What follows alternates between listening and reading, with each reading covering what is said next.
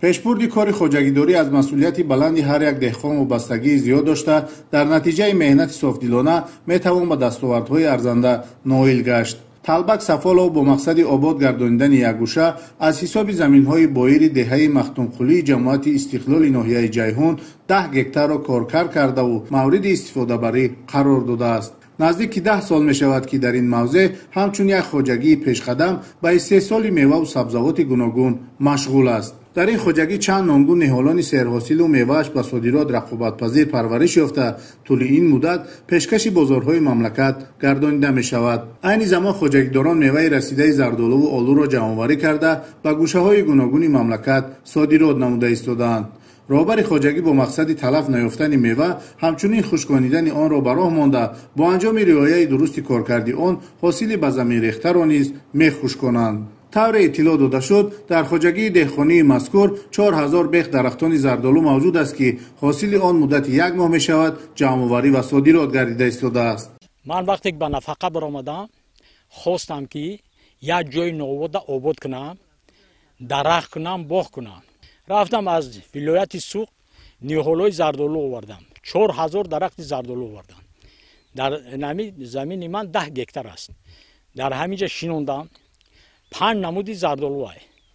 انا هست لاله، هست شلاق میگویند، انا هست میرسنجلیم، هست من این زردآلوی وزلین، هست باز زردآلوی قندک میده‌تر. اومن که همش زردآلوی به صفت است.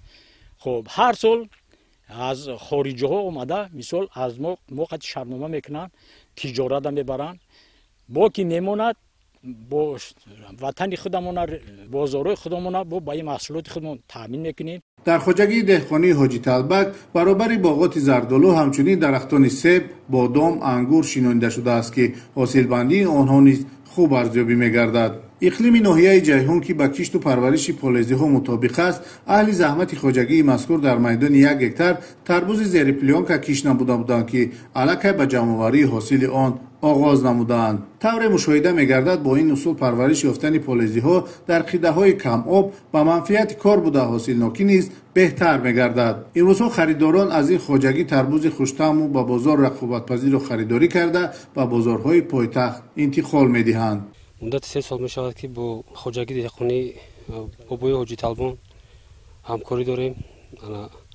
اومده از خوجگی دهقانیش تمام نمود میوه ها، زردآلو، آلو، تربوز، هندله، خربوزه و غیره خریداری کرده برده در شهر دوشنبه با ساکنان شهر دوشنبه با نرخ دسترس پیشنهاد میکنیم. صفت محصولات خوجگی دهقانی بابای حاجی طلبان بزرگزر است. میبریم یک روز هم تا بگه مردم میخرند، خریداری میکنند. این هم فایده خوجگیدار است، هم فایده ما است، هم فایده ساکنان شهر دوشنبه است که با نرخ دسترس با چنین محصولات خوشصفت تامین میگردند. موسم جمع‌آوری حاصل پالایزی ها در ناحیه آغاز گردیده، امروزها صدها تن محصولات به صادرات برآورده می شود.